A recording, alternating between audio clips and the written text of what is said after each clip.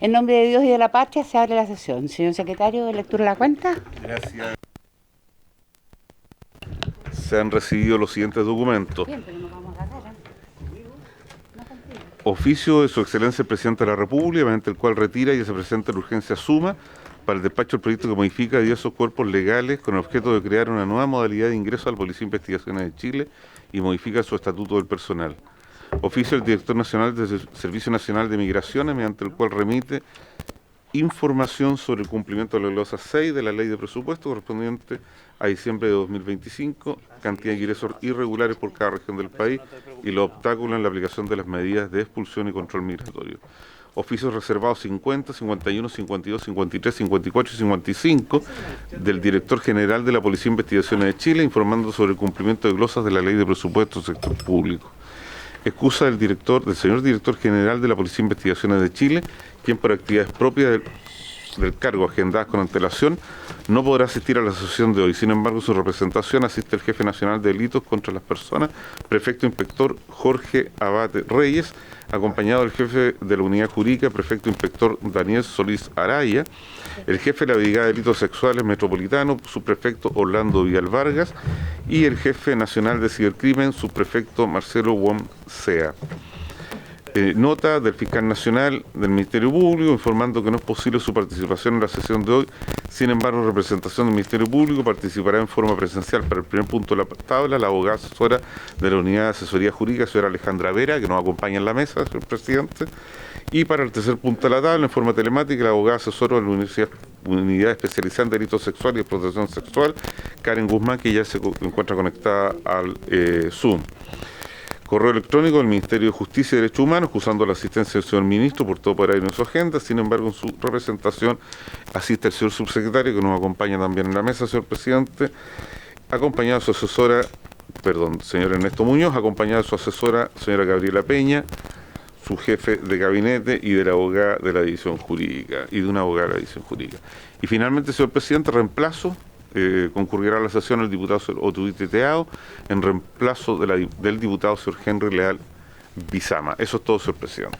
Gracias, señor secretario. Se ofrece la palabra sobre la cuenta. Bien, se ofrece la palabra. Cerrada la cuenta. Bueno, bien, esta sesión tiene por objeto continuar con el estudio en general del proyecto de ley originado en moción de los diputados Alessandri, Jaime Araya, Castro, Celis, Lavera, Leiva, Lonton, como autor, Rafael y Charper, que modifica el Código Penal en materia de quebrantamiento de condena y forma de computar el plazo de prescripción de la pena.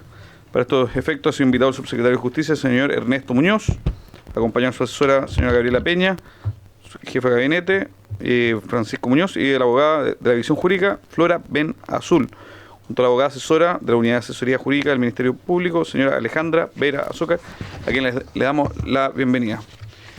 Bien, retomamos en el fondo este proyecto. Subsecretario, si quiere comenzar usted, tiene la palabra. Muchas gracias, señor presidente. Sí, efectivamente, en la sesión pasada, el diputado señor Longton, como autor de la moción, explicó esta iniciativa.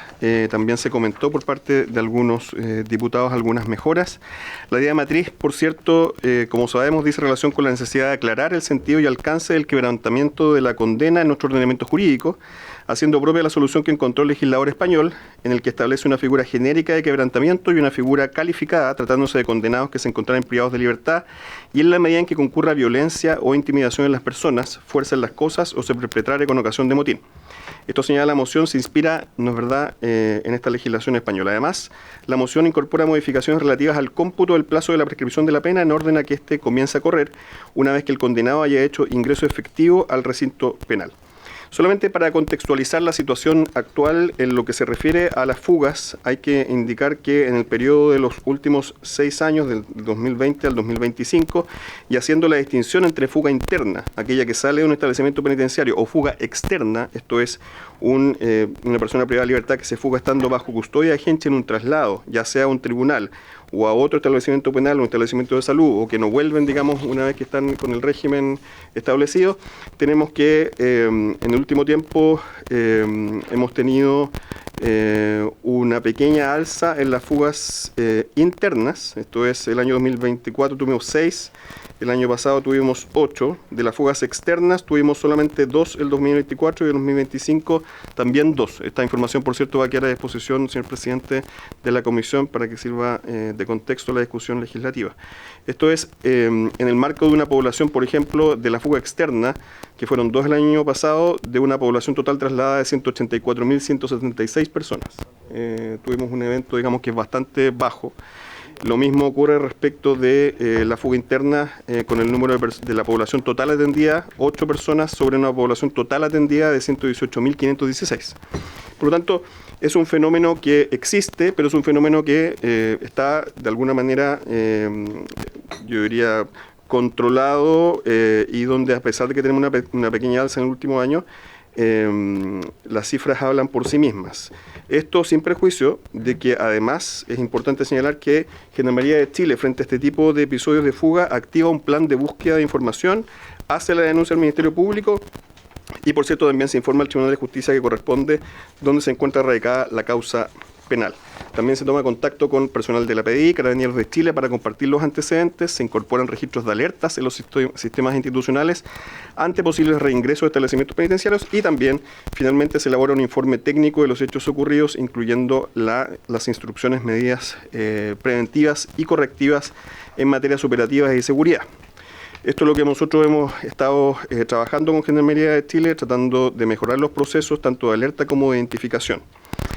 En cuanto al proyecto de ley, el proyecto de ley consta de un artículo único que modifica el Código Penal introduciendo cambios en los artículos 90 y 98, como habíamos indicado, y creando un nuevo tipo penal en el artículo 304 bis que está en el comparado, ¿no es verdad? Respecto de la primera modificación, el artículo 20, la agravación de la pena del quebrantamiento de condena, y el nuevo artículo 304 del Código Penal, delito de fuga, la moción tiene por objetivo castigar con penas privativas de libertad tanto la fuga pacífica, entre comillas, como la cometida haciendo uso de violencia, fuerza en las cosas o mediante motín. Sobre la ocurrencia de esta llamada fuga pacífica, se plantean dudas respecto de si efectivamente existe o no, si es posible fugarse de una cárcel sin hacer violencia sobre las cosas, por ejemplo, ¿ya? Y resulta que en el plazo, digamos, en los meses que han antecedido, tuvimos un caso que efectivamente podría estar cubierto por este tipo penal, que fue la fuga en Colina 2, donde teníamos una persona que había sido mozo y que conocía a ciencia cierta el layout de la unidad penal y que a mí me tocó revisar, bueno, imagino el Ministerio Público también, los videos y efectivamente conocía a la perfección dónde estaban las... Y de hecho hasta sabía que había una caseta que no se estaba usando. Entonces en ese caso efectivamente hay un antecedente de una fuga que cumpliría con este requisito, aunque es evidente que en la mayoría de los casos vamos a tener una violencia sobre las cosas o violencia sobre las personas. Respecto de algún tipo de observación, quisiera yo enfocarme, para no alargarme, señor presidente, nosotros vamos a dejar a disposición la minuta, que en relación con la modificación del artículo 98, el cómputo de plazo de prescripción de la pena, y esto podemos también ir a través de la abogada asesora especificando más cómo llegamos a esta conclusión. La propuesta que al eliminar la regulación de los casos que las personas quebrantan el cumplimiento de la pena podría llegar a ofrecer un escenario más benévolo, ya que actualmente quien quebranta pierde todo el tiempo transcurrido y se reinicia el cómputo desde el quebrantamiento, mientras que quien bajo la fórmula propuesta ingresa y luego quebranta deberá esperar que transcurra el tiempo contado desde el ingreso sin que le perjudique el quebrantamiento. Entonces, en esa hipótesis, señor presidente, por su intermedio, podría ocurrir que en una situación donde tengo una sentencia, se dicta el año 0, una pena de 5 años y comienza a contar el plazo, el condenado ingresa a cumplir el año 1 y quebranta el año 3, tengo que esperar hasta el año 8, porque en el fondo se pierde el tiempo. En cambio, en la propuesta del proyecto de ley, en el análisis que nosotros hacemos, que puede, por cierto, digamos, de nuestra comprensión del proyecto, se inicia la condena de 5 años, puede estar condenado a ingresar a cumplir, y si el año 3 quebranta, podría estar en el fondo hasta el año 6. Si la pena no está cumplida y se dan los demás supuestos, la pena podría entenderse prescrita. Entonces, Esto hay que revisarlo, por cierto, como todos los proyectos de ley, con cuidado respecto a cuál es la interpretación correcta. A nosotros nos parece que esta podría ser una interpretación y en ese caso no se cumpliría, por cierto, con uno de los objetivos, porque sería una situación, digamos, más beneficiosa. Ese es el punto más importante que quisiéramos hacer presente de nuestra revisión, señor presidente, y quedamos disponibles para cualquier consulta. Muchas gracias, subsecretario. Les propongo ofrecer la palabra a la señora Alejandra Vera y después damos espacio. Tengo tantas dudas ahí. Sí, no, estoy llena de dudas, pero aquí hay una duda respecto de las cifras que entregó usted de los últimos 2 años en cuanto a las fugas internas y externas, porque tendría que hacer una recopilación de prensa, claramente, pero me suena como que yo he leído en la prensa bastantes más fugas de las que usted menciona. O sea, estas fugas externas, ¿solo 2 el año pasado? 8. Ah. Internas 8. Sí. No, externas estoy hablando. Por eso le digo, curioso, voy a revisar. Porque le vuelvo a insistir, o sea, no es que yo dude de las cifras que usted me está dando, a pesar de que normalmente el gobierno respecto de cosas relacionadas con seguridad, cifras que francamente no nos cuadran, pero me llama profundamente la atención, porque este proyecto de ley responde justamente a haber percibido un alza en este tipo de fugas. Entonces, si vamos a legislar para 2 fugas externas y 8 internas, es como que uno diría, da un poquito lo mismo, pero la verdad es que yo creo, y en eso tendría que responder el diputado Longton, me imagino por su intermedio presidente, si este proyecto se hizo es porque llamaba la atención que había un aumento de fugas. Me llama la atención. Le ofrezco la palabra a la señora Alejandra Vera y después pasamos para juntar todas las preguntas. Por favor, tiene la palabra. Muchas gracias, señor presidente. Queremos agradecer primero que todo la invitación al Ministerio Público para participar de este proyecto de ley que recién nosotros nos venimos integrando y desde ya hacemos presente que es muy valioso para el Ministerio Público proceder al estudio de esta figura penal que mantiene su estructura histórica. No ha tenido mayores modificaciones la figura base del quebrantamiento desde nuestro Código Penal. Así que para nosotros es relevante que esto guarde armonía con el espíritu que ha tenido el legislador en cuanto a fortalecer el sistema de condenas, en cuanto a aumentar las penas de ciertos delitos y en cuanto a la realidad existente, en que también tengo algunas dudas en cuanto a las cifras que nos suenan, por supuesto que mucho más, y sin lugar a dudas recordamos la fuga del reo de la cárcel de Colina 2, que era un reo que saltando la pandereta se fugó teniendo un antecedente previo ya de fuga desde el mismo recinto penitenciario. Así también la fuga de 3 reos de alta peligrosidad de la cárcel de Valparaíso, todos condenados por el delito de homicidio, y uno de ellos incluso que había sido condenado por el homicidio del carabinero David Florido, carabinero que había concurrido a un llamado y donde fue baleado en la cabeza por uno de estos sujetos que se logró dar con él, se logró condenar y no obstante se fugó. Por eso para nosotros como Ministerio Público es fundamental proceder al estudio de esta figura que actualmente solo registra como sanción la incomunicación del reo con personas además externas al recinto penitenciario por un plazo máximo de 3 meses.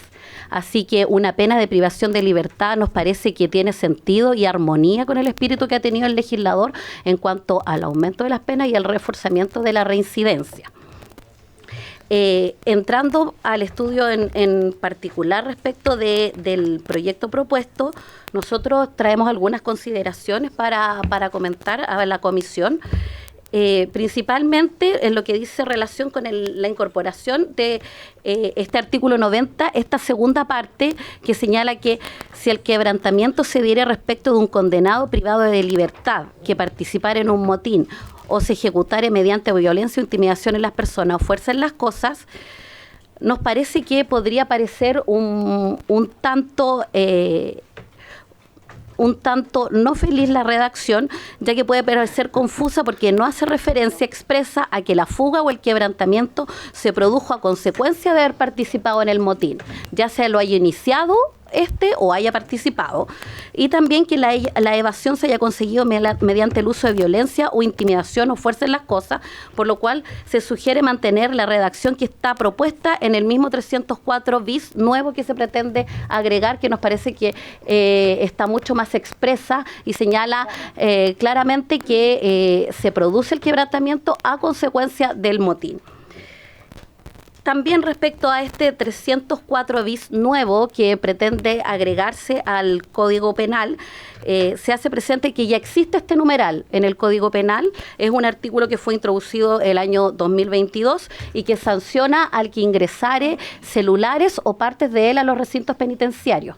Por lo tanto, habría que modificar el numeral del artículo ya existente y en este sentido proponemos derechamente que pueda ser incorporado en el título 4 del párrafo 1, que es justamente de las penas que incurrieren los que quebrantaren las condenas, ya que eso tendría una armonía normativa, porque todo lo referido al quebrantamiento quedaría en el mismo párrafo y en el mismo título. Igualmente, no se contemplaron dentro del proyecto algunas figuras un poco más graves, que son como que a consecuencia o con ocasión del quebrantamiento se produjeran lesiones graves gravísimas u homicidios respecto de algunas personas. Por lo cual, al no contemplarse es la comisión de estos delitos más graves, se produciría un concurso que habría que sancionar entre la figura base del homicidio o de las lesiones con el quebrantamiento, y por lo tanto tendríamos que sancionarlas conforme al concurso ideal del artículo 75, aplicando la pena mayor al delito más grave. Entonces, si es que quisiera también contemplarse esa figura, habría que incluirlo, si no sería un concurso ideal. Respecto al artículo 98 del cómputo del plazo de prescripción, que ahora no se iniciaría a partir de la sentencia de término, sino que tendría su inicio desde que se hubiera ingresado al respectivo recinto penal, y como señala la norma propuesta, habiéndose impuesto una pena de tipo corporal de cumplimiento efectivo cuando el condenado hiciera ingreso al respectivo recinto penal. Aquí se sugiere primeramente por parte del Ministerio Público reemplazar la locución de pena corporal, porque esa tiene más bien una noción vinculada a las penas propias que se imponían al condenado, la pena de muerte y la de azotes que contemplaba antiguamente el Código Penal. Por lo tanto, la nomenclatura un poco más técnica sería una pena derechamente privativa de libertad y no mantener la noción de pena corporal. Por lo cual, en cuanto al inciso segundo, a los azotes.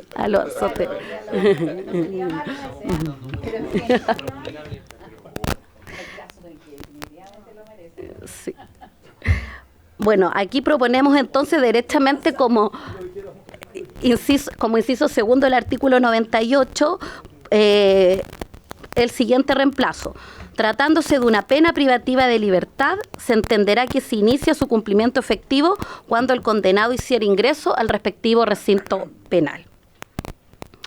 Y en este punto también tenemos alguna inquietud, qué es lo que va a pasar con las penas sustitutivas a las penas privativas o restrictivas de libertad, contempladas por la 18.216, porque la ley 18.216 impone diferentes tipos de penas sustitutivas: la reclusión, la remisión, la libertad vigilada, la libertad vigilada intensiva, la expulsión y el beneficio, la prestación de servicio en beneficio de la comunidad. Por lo tanto, como el proyecto señala que se inicia desde que ingresa al respectivo recinto penal, estas formas de cumplimiento serían totalmente diversas y cada pena se cumple de una manera distinta.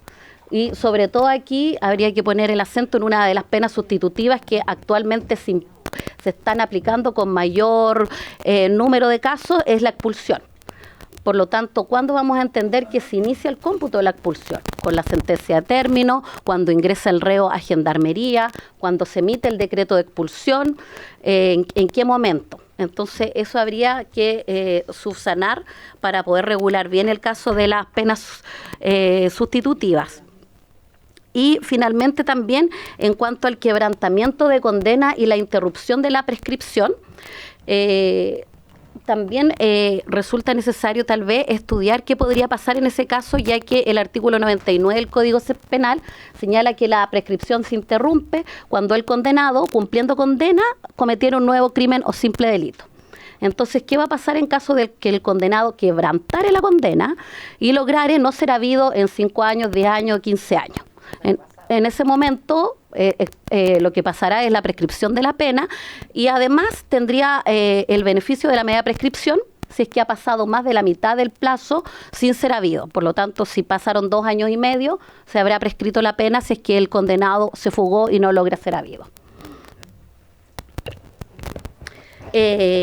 Respecto al 304 bis nuevo que se propone, y ya habiendo señalado el problema en cuanto al numeral del artículo que estaría contemplado,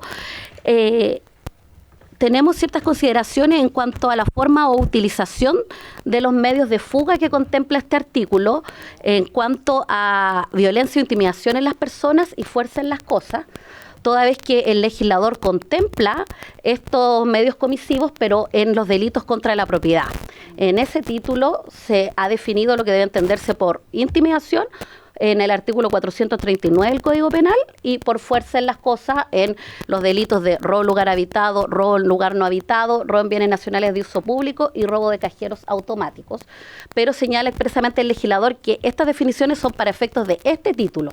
Por lo tanto, quedaría como un tipo penal abierto si no hacemos presente qué va a entenderse por violencia e intimidación y qué va a entenderse por fuerza en las cosas. Si vamos a incorporar las mismas definiciones que los delitos de robo u otras definiciones, porque debe estar establecido por el legislador qué vamos a entender por fuerza en las cosas. Así, por ejemplo, se incorporó un tipo de fuerza fixta cuando se incorporaron los llamados portonazos, en que se ejecutaban maniobras distractoras por parte del autor.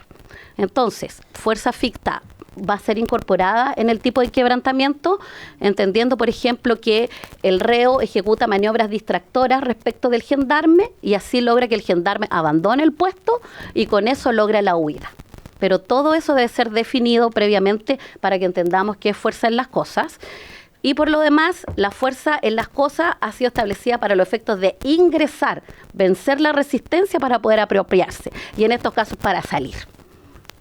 Por lo tanto, va a tener que llenarse los medios de comisión con una definición para poder entender claramente qué vamos a entender comprendido en estas conductas.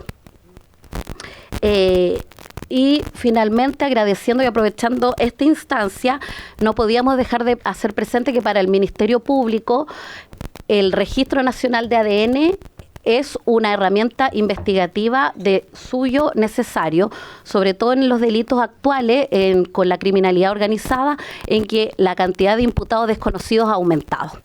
Y cada vez es más difícil identificar a los imputados desconocidos, y dentro del Registro Nacional de ADN, el registro más utilizado es el registro de condenados.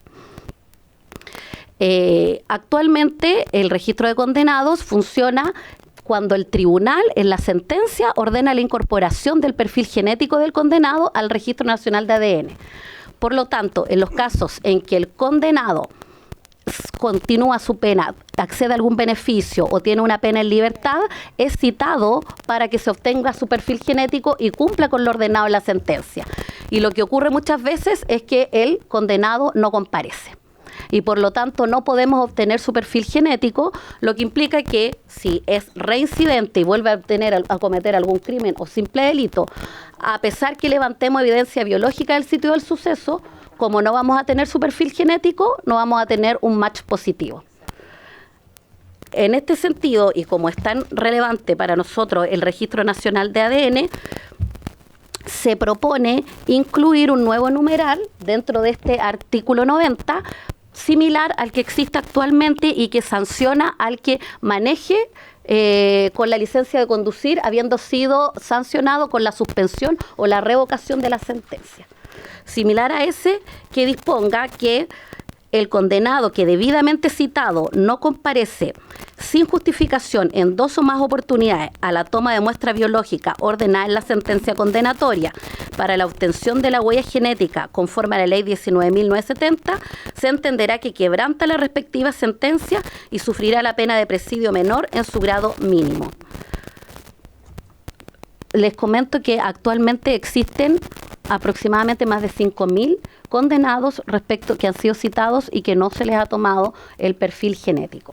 O sea, tendríamos 5.000 condenados cuyo perfil habría poblado el registro de condenados y hubiera permitido que en caso de reincidencia, al levantar evidencia biológica, podríamos determinar quién fue el partícipe o establecer modus operandi o georreferenciaciones.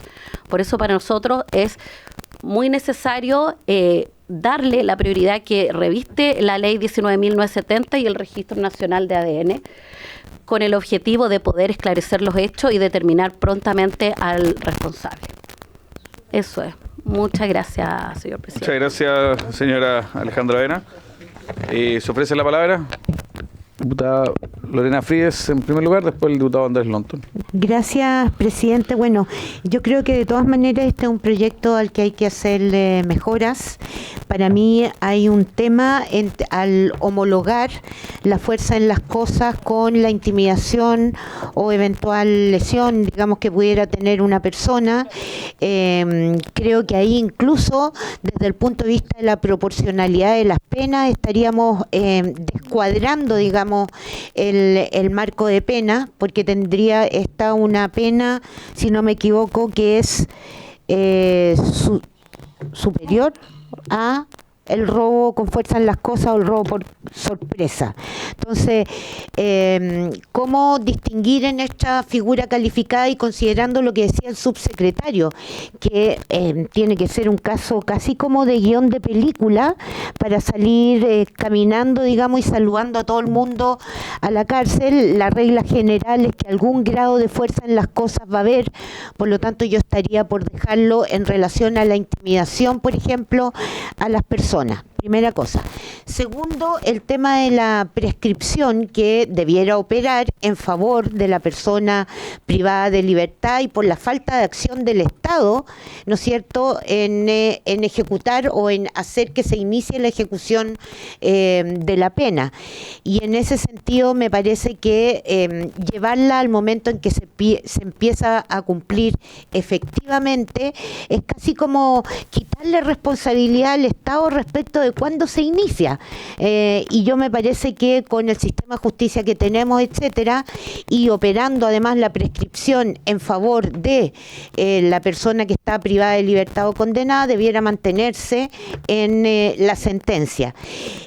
Lo otro es que entre lo que se propone entre el artículo 90 y este 304 bis, a mí me parece que hay una contradicción en el sentido que en el 304 se habla de, en el fondo, el quebrantamiento cuando se encontraran recluidos, mientras que en el artículo 90 es más un quebrantamiento formal. Entonces creo que hay que ajustar ambas cosas de manera que se pueda leer coherentemente. Eso, presidente.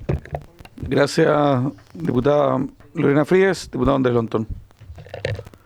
Ya, gracias, presidente. El diputado Leiva tenía ganas de votar, entonces me estaba preguntando. Presidente, bueno, saludar al subsecretario, al Ministerio Público. Por lo que entiendo del gobierno o el subsecretario y su equipo, hay una posición favorable, o al menos para poder estudiar este proyecto, porque además, eso lo habíamos comentado en su momento el ministro de Justicia además había dicho que iba a examinar el proyecto, por lo tanto, yo por lo menos agradezco el ánimo del gobierno de poder avanzar en este proyecto. En segundo lugar, presidente, en relación a las preguntas, tengo algunas dudas.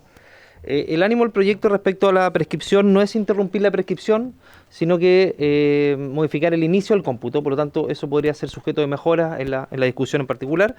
A mí me preocupa el inicio particularmente, no las penas sustitutivas, porque las penas sustitutivas es difícil encontrar un momento de inicio de la pena sustitutiva. Entonces yo por lo menos no innovaría en esa área, yo innovaría respecto a los cumplimientos de las penas privativas, porque hay un momento cierto, que es el momento de ser condenado para partir una pena o iniciar una pena recluido de libertad. Y ese es el momento que muchas veces cuando se dicta una sentencia por parte del tribunal, la persona no es sabida. Porque no todas las veces la medida cautelar de prisión preventiva es la que se dicta a propósito de una condena privativa de libertad. Por lo tanto, existen no en pocos casos personas que no son encontradas, principalmente porque la condena, cuando se dicta entre la condena y en la lectura del fallo, la persona ya desaparece. Por lo tanto, ese aspecto a mí por lo menos me parece relevante. Lo otro, presidente, que tengo dudas, y esto va una pregunta al Ministerio Público respecto al rompimiento de la condena o al quebrantamiento de la condena con uso de violencia o intimidación, porque el Código Penal define el uso de la violencia e intimidación y por lo tanto no sé qué elementos se le pueden venir a la venta al Ministerio Público respecto a un uso de violencia e intimidación distinto de los usuales. Yo entiendo que dentro de una cárcel puede haber elementos distintos, pero me gustaría que nos pudiera ilustrar con respecto a eso para ver en qué elemento habría que modificarla, porque modificar la violencia e intimidación produciría una innovación que podría quizás la estructura orgánica del Código Penal modificarla en demasía en relación a lo que entendemos comúnmente por violencia e intimidación. Y lo último, presidente, es respecto a las penas. Hoy día para el quebrantamiento de condena, estando privado de libertad, no existe pena. O sea, existe, pero la pena es administrativa. Y la pena es la incomunicación por hasta 3 meses. Y por lo tanto hay un incentivo que es perverso, que es escaparse de la cárcel porque la consecuencia es menor. Si tengo una pena de presidio perpetuo que me esté incomunicado 3 meses, la verdad es que es un costo que estoy dispuesto a asumir si te voy a estar toda la vida en la cárcel. Por lo tanto, me parece importante que la distinción sea sin violencia e intimidación, que el subsecretario da un ejemplo, y con violencia e intimidación, donde la pena con violencia e intimidación es de 5 a 15 y la otra sin violencia e intimidación es 541 a 5, porque se genera un elemento disuasivo real, cosa que no existe hoy día en la actualidad. Eso, gracias, presidente. Muy bien. Bien, se ofrece la palabra. Diputada Ana Villán. A riesgo de demostrar que no soy abogado, voy a hacer una pregunta, que es la siguiente, porque muchas veces la condena dice, por ejemplo, que en vez de que la persona esté recluida en la cárcel, en un recinto penitenciario, tenga que cumplir una pena alternativa, como por ejemplo, estar en su casa, ¿no es cierto? Y esa sí se quebranta con una facilidad asombrosa, por lo menos lo hemos visto quebrantado, sobre todo en la zona de la Araucanía, más de una vez. Entonces, en ese caso, ¿cómo se procede? Me explico, ¿no? La duda que me baja, porque es distinto una persona que tú la vuelves a tomar. Bueno, en el caso de una persona cuya condena no fue prisión efectiva, sino que fue una pena alternativa, ¿qué se hace ahí? Gracias, diputada Navillán. Diputado Orsini. Sí, gracias, presidente. Yo en general tengo problemas con el tipo penal ya de base. No va a ser muy popular lo que voy a decir, pero en mi opinión no debiesen castigarse aquellas conductas que no lesionan bienes jurídicos. Cuando una persona quebranta su condena sin fuerza, sin intimidación, o sea, mediante escalamiento, por ejemplo, mediante engaños inofensivos, a mí me parece que no hay ningún bien jurídico afectado y que el Estado no debería castigar a un tercero por su propia ineficiencia. Acá es el Estado el que comete el error de permitir que esto suceda y se está culpando a un tercero por esta conducta. Me parece que el reproche penal no debiese existir, y si existe, me parece que los términos en los que existe hoy día nuestra legislación es suficiente. A mí, a diferencia del diputado Longton, a mí me parece que estar 3 meses incomunicado es una sanción severa. Creo que, y no solamente para la persona que queda incomunicado, sino que también para las familias que están afuera, que no han cometido delito alguno, que no pueden comunicarse con sus hijos, con sus madres, etcétera. Dicho lo anterior, me parece también que la pena que se propone cuando hubiese fuerza o intimidación está desproporcionada con nuestro sistema de penas.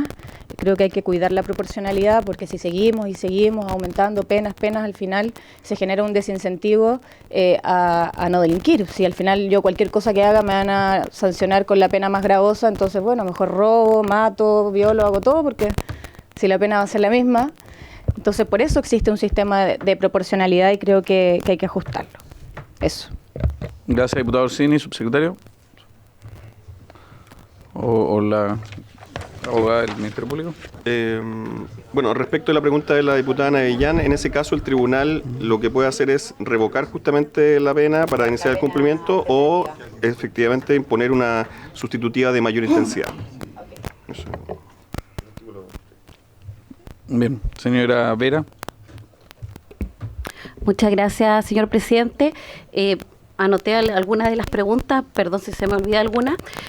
Respecto al bien jurídico, me parece necesario recalcar que sí existe un bien jurídico protegido acá, que es la debida y la correcta administración de justicia.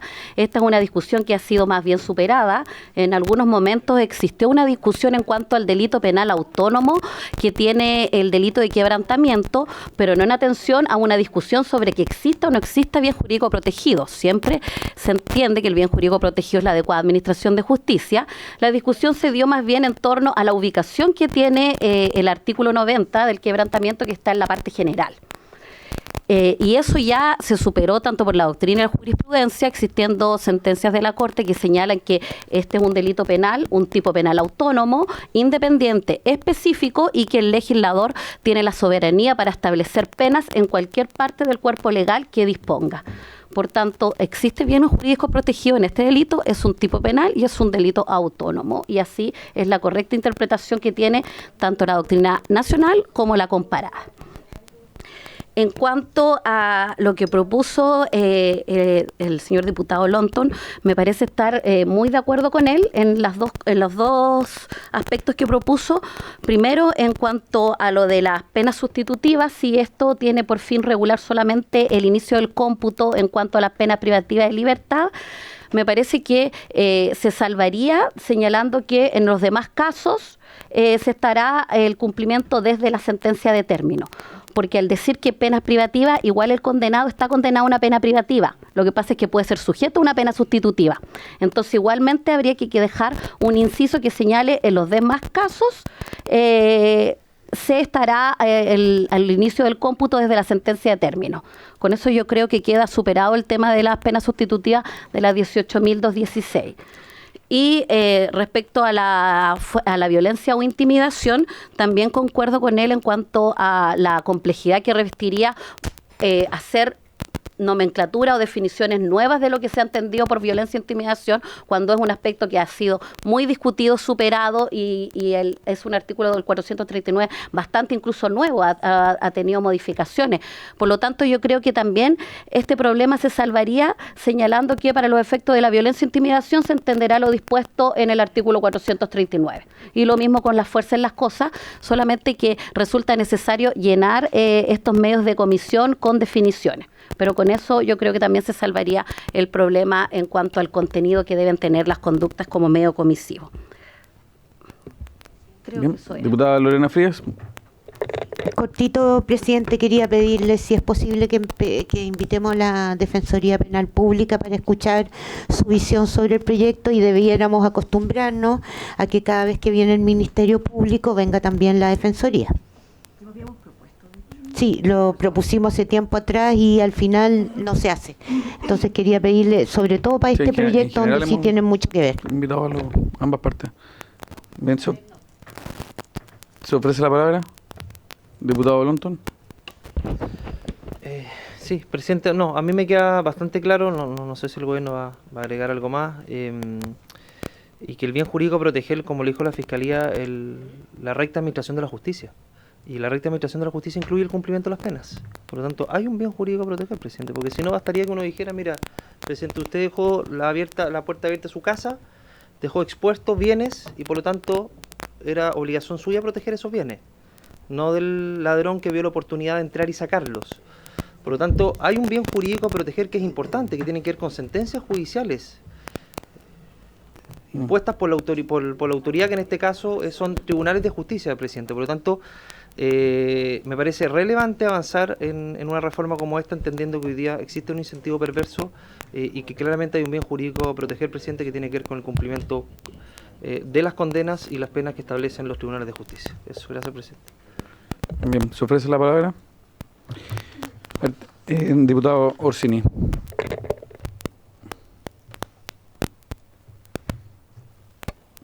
Ya, a mí me parece que no solamente me parece, es así en doctrina, que no es pacífico que el buen el buen funcionamiento de la justicia sea un bien jurídico realmente. Y en segundo caso, ¿por qué queremos entregar la responsabilidad del buen funcionamiento de la justicia a un reo? Como el encargado de que la justicia se aplique de manera correcta es el Estado.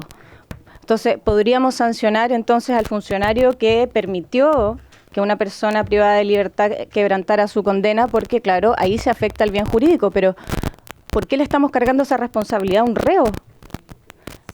No es lo mismo, claro, evidentemente que una casa que no está custodiada por el Estado. Acá es el Estado el que está custodiando a las personas privadas de libertad, que por tanto el Estado debe garantizar que esas penas se cumplan de la manera adecuada. Si el Estado falla, es responsabilidad del Estado, no del reo.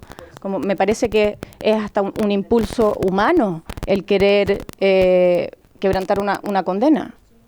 No quiere decir que esté bien, pero sí, está sancionado. Pero las personas que se enfrentan al poder punitivo pueden tener el impulso humano legítimo de querer defenderse frente a el uso del poder del Estado. Y por eso me parece que cuando no hay fuerza, cuando no hay intimidación, y al no haber, en mi opinión, y no solamente la mía, de distintos penalistas garantistas, no existe un bien jurídico que se lesione. Y ahí no debiese llegar el poder punitivo del Estado.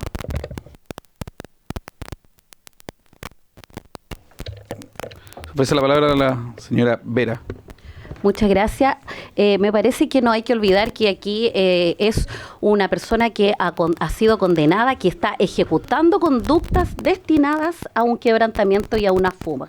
Por lo tanto, no es una omisión de parte del autor, sino por el contrario, ejecuta las conductas dirigidas a fugarse. La Constitución política señala expresamente que son labores, el impartir justicia es condenar y hacer ejecutar los juzgados. Por lo tanto, el hacer ejecutar los juzgados reviste una importancia fundamental, porque si una persona que ha sido condenada tiene un incentivo perverso a fugarse, ya que, entre comillas y en palabras coloquiales, sale gratis, claramente esto va a contribuir a incentivar las conductas, sobre todo tomando en consideración actualmente el crimen organizado, y puede darse inclusive situaciones en que bandas se organicen y planifiquen realizar conductas de evasión o de fuga del respectivo recinto penal. Entonces, me parece que la ciudadanía también no solamente espera que una persona sea condenada, sino que la persona condenada cumpla efectivamente la condena y sea ejecutada la condena como corresponde. Gracias, señora Vera. Les aprovecho de preguntar al Ejecutivo a propósito de lo que señalaba de la obligación de tomar el perfil genético. ¿En qué momento se realiza esto? ¿Qué medidas? Y si le parece que es necesario hacer una modificación legal para poder evitar que 5.000 personas condenadas no lo hayan realizado, según se nos señalaba recién. Entonces, requiere una modificación, una etapa. Bueno, este es un tema bastante más amplio que yo creo que podríamos conversarlo, pero no en un espacio como un inciso de otro proyecto de ley que tiene un propósito distinto, digamos. Creo que ahí hay varias cosas que tomar en consideración, los temas operativos. Hay que ver también si el cambio de la legislación eventualmente va a solucionar o nos va a apoyar con estos temas operativos o no. Este tema es parte de una subcomisión de la Comisión Coordinadora de Justicia Penal, donde participa el Ministerio Público, la Defensoría Penal Pública, la Corte Suprema, el Poder Judicial, el Ministerio de Justicia, y hay varias cosas que se están trabajando en ese sentido. Nosotros podemos informarle a la Comisión respecto de cómo ha ido avanzando el tema. Es un tema bien complejo. Yo diría que en lo que estamos observando quizás requiere un análisis propio. No lo pondría a propósito de esta... ¿Se podría comprometer el Ejecutivo a presentar hacernos llegar una minuta para marzo para ver la necesidad de avanzar legalmente o no en esto? Diputado Joanet también tiene la palabra. Nos comprometemos a entregarles a la Comisión una minuta respecto de cómo se ha conversado este tema en la Comisión Coordinadora de Justicia Penal. Excelente. Diputado Joanet. Muchas gracias, presidente. Mire, no voy a intervenir, pero yo en una parte tiendo a coincidir con lo que plantea la diputada Orsini, pero en un contexto. que tiene que ver con el estado justamente de las libertades públicas y los derechos civiles. Cuando efectivamente las libertades públicas y los derechos civiles en una sociedad están conculcados, efectivamente las personas tienen ese derecho justamente a rebelarse, y cuando son efectivamente privados de libertad pueden hacerlo, y así ocurre. Pero en democracia es distinto. Cuando hay una democracia de alta intensidad, como ocurre en el caso de la democracia chilena, en concepto O'Donnell, que además es un politólogo socialista, murió ya hace un tiempo, sí.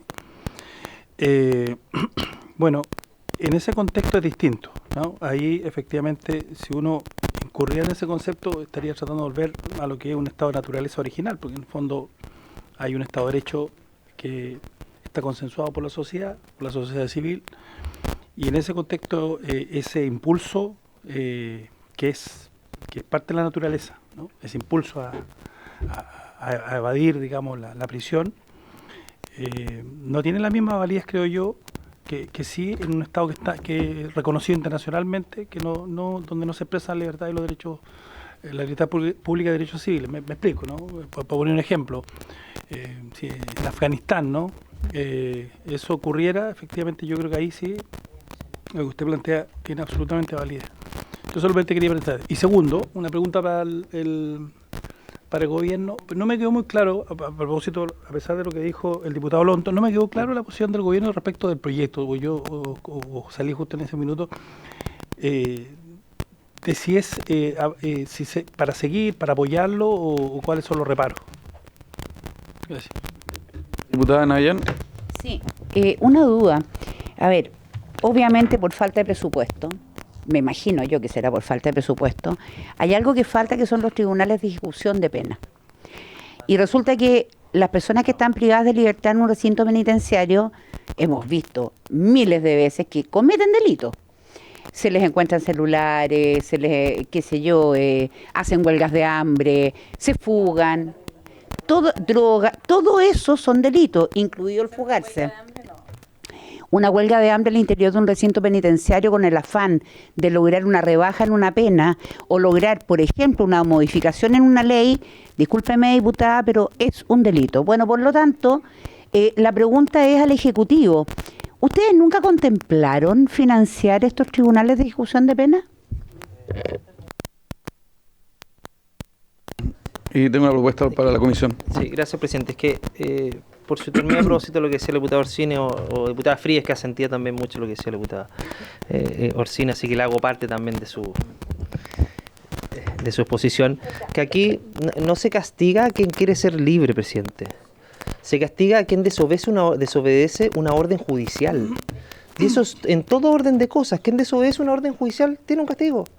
Si es evidente, está tipificado en distintos artículos de nuestro Código Penal. Es más, el quebrantamiento de condena ya es un delito en el Código Penal. Por lo tanto, aquí en discusión no es si es un delito, pero es un delito. Pero es un delito. Entonces no estamos en la discusión doctrinaria, eso ya está zanjado en Chile.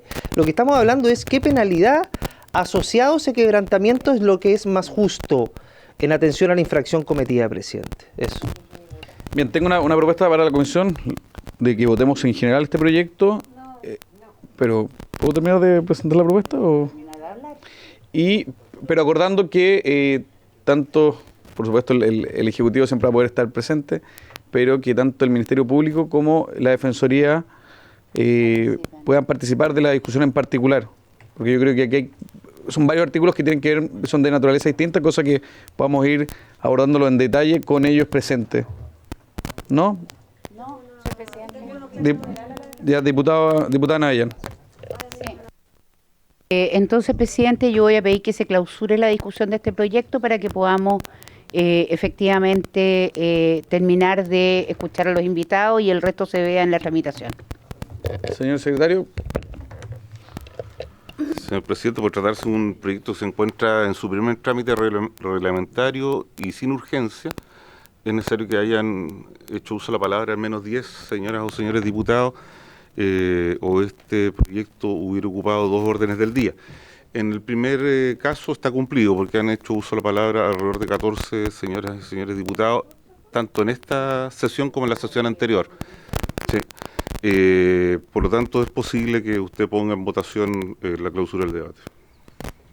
Bien, la solicitud de la diputada Nayan en votación poniendo la clausura del debate, pero insto a la comisión a poder votar, a poder seguir la tramitación de esto en particular, con la participación del Ministerio Público como también de la Defensoría, porque creo que ambas posiciones son relevantes de la discusión en particular.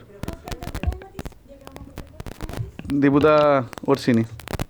Sí, que a mí me gustaría igual escuchar la opinión en general del proyecto por parte de la Defensoría, no solamente en particular. Entonces, ¿podríamos al inicio de la sesión pedirles que se refieran como en general al proyecto y después vamos artículo por Yo no tengo artículo? ningún problema. ¿Le parece acordarlo? ¿Le parece? Ya, acordado. ¿Podemos votar en general? Insisto, ¿no? Entonces, votemos el cierre del debate. ¿Quiénes votan a favor, Quienes votan a favor del cierre del debate solicitado por la diputada señora Navellán? Será Lorena Fríes. Abstención. Don Andrés Jonet. Don Andrés Lonton. Será Gloria Navellán. Será Maite Orsini. En contra. Será Alejandra Plasencia. En contra. Señor presidente. A favor del cierre del debate. Señor presidente, el cierre del debate ha obtenido 4 votos a favor, 2 en contra, 1 abstención. Cerrado el debate. Le propongo a la comisión que demos como plazo hasta el día 27 de febrero para presentar indicaciones para efecto del comparado. No obstante, Nadie está, corresponde votar nadie en de esta general. secretaría va a estar. O sea, pero el lunes 2 no hay ningún problema. el lunes 2 de la mañana. Perdón, Pero espera, presidente. pero antes de votarlo en general, porque ahora vamos a votar en general. Pero no, el 2 de marzo entonces, antes de votar en general, le propongo a la comisión que demos también el 2 de marzo como fecha para poder presentar indicaciones y comenzamos la discusión de este proyecto en particular con una presentación primero de la Defensoría Penal Pública. ¿Les parece? Pero no, pues la Sí. fecha de indicaciones tendría que ser antes del 2 de marzo. Es que el 2 de marzo puede ser a las 8 de la mañana. Ah, bueno. ¿Sí? Ya bien. En votación en general de este proyecto. Señor secretario. ¿Les parece con la misma votación? ¿No? No. Ya. Señora Lorena Fríes. Abstención. Don Andrés Joanet. Don Andrés Lonton. Señora Gloria Navellán. Señora Maite Orsini. Abstención. No sé, esto. Señora Alejandra Plasencia. Abstención, secretario. Gracias. Señor presidente. Señor presidente, 4 votos a favor, 3 abstenciones Bien, aprobado entonces en general. en general. Plazo para indicaciones el 2 de El marzo. 2 de marzo. Y quedamos 8 de la con el mañana. compromiso de poder recibir a la Defensoría Penal Pública. Y ojalá la misma abogada Y también- ha sido clarísima ella. Sí, ha sido una presentación Presidente, muy clara, así que también destacamos la sí, yo quiero la destacarlo. claridad conceptual de la abogada. Y bien, le agradecemos su participación y le pedimos al señor subsecretario que permanezca en la mesa, toda vez que pasamos al segundo punto de la tabla para continuar la votación en particular del proyecto de ley originado en moción de autoría del diputado Jaime Araya, que fija la ley orgánica, que modifica, el decreto ley número 2859 de 1979, que fija la ley orgánica de Gendarmería para resguardar la identidad de los funcionarios ante la población penal. Para estos efectos está invitado el subsecretario de Justicia, señor Ernesto Muñoz, acompañado de su asesora Gabriela Peña, su jefa de gabinete Francisco Muñoz, y de la abogada de la división jurídica, señora Flora Ben Azul. Y la idea era continuar de la votación en particular porque el Ejecutivo se había comprometido a presentar algunas indicaciones. Al subsecretario le ofrezco la palabra.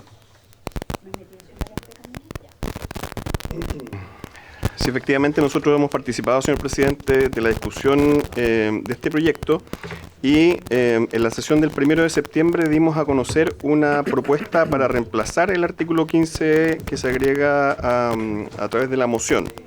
Tenemos un texto que entiendo también ha sido comunicado a la Secretaría o lo damos a conocer en esta sesión.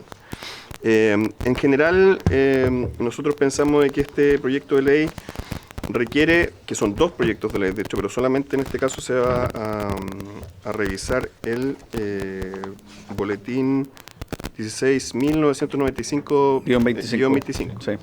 Ahí nosotros tenemos una propuesta que básicamente cumple con el objetivo de habilitar a cualquier funcionario de Gendarmería de Chile que haya sido víctima de amenazas, de coacciones o de agresiones en el ejercicio de sus funciones, solicitar al director nacional que lo exima del deber de uso del distintivo de identificación. Y hay un texto que podemos dar a conocer o conversar en la sesión, señor presidente. En el contexto más general, también indicar de que tal como hemos dado a conocer en sesiones anteriores, hay un proyecto de ley que crea el Departamento de Seguridad Especial de Gendarmería. Y en ese Departamento de Seguridad Especial, una de las normas justamente tiene que ver con el resguardo de la identidad de los gendarmes que forman parte de este Departamento de Seguridad Especial. Por tanto, para el Ejecutivo es muy importante que se tomen en consideración los estados de tramitación de ambas iniciativas, en el caso de esta con una moción, en el caso de la otra que es más orgánica, que también entrega mayores facultades y que en el fondo le da a Gendarmería de Chile, en consonancia, por ejemplo, con la reforma constitucional que fue aprobada por la Cámara, la calidad no es verdad que requiere para integrarse de manera plena al sistema de seguridad, cosa que ha ido ocurriendo con el tiempo, pero que hoy día requiere de mayor fortalecimiento institucional. Esa observación para nosotros como Ejecutivo es la más importante. No queremos que existan dos tipos de regulación respecto a los mismos hechos, toda vez que además en ese proyecto de ley que está siendo conocido por el Congreso hay una reglamentación orgánica en la creación del departamento y desde ese punto de vista lo que ofrecemos como propuesta del artículo 15 al número 2 sería al número 2 para reemplazar el nuevo artículo 15E que se agrega por el siguiente. Artículo 15E. El funcionario de Gendarmería de Chile que en razón de su cargo en el ejercicio de sus funciones haya sido víctima de amenazas, coacciones o agresiones podrá solicitar a la Dirección Nacional que lo exima del uso del distintivo de identificación y que en su lugar se reemplace por un código alfanumérico personal e intransferible. El Director Nacional deberá resolver inmediatamente y adoptará las medidas necesarias para que la jefatura y el respectivo alcaide puedan conocer la identidad de la persona eximida. Esto, por cierto, lo que busca también, señor presidente, por su intermedio, es equilibrar dos objetivos de política pública o dos bienes jurídicos tutelados desde el punto de vista jurídico que tiene que ver con, primero, que siempre la regla general debe ser que uno conozca la identidad de un agente del Estado que está cumpliendo sus funciones. Esa es la regla general. Esto sería una excepción y una excepción que se justifica. De hecho, el propio Ejecutivo así lo ha hecho presente en el proyecto de ley que crea el Departamento de Seguridad Especial, justamente por las características del trabajo de estos servidores públicos de esta policía penitenciaria que requiere, en algunos casos, y que en este caso, por ejemplo, está dado por los contextos de amenaza, etcétera, de un mayor resguardo. Y ese mayor resguardo, a su vez, tiene que generar normas que permitan, de todas maneras, un control por parte de quienes van a estar a cargo de estos funcionarios. Eso es lo que nosotros traemos hoy día como propuesta, de acuerdo a nuestras conversaciones que hemos tenido, señor presidente, con los asesores a través de la división jurídica del Ministerio de Justicia. ¿Esto fue presentado ya como indicación o es el texto? Lo estamos trabajando todavía. Si usted quiere contar en qué estamos. Diputada Nayan.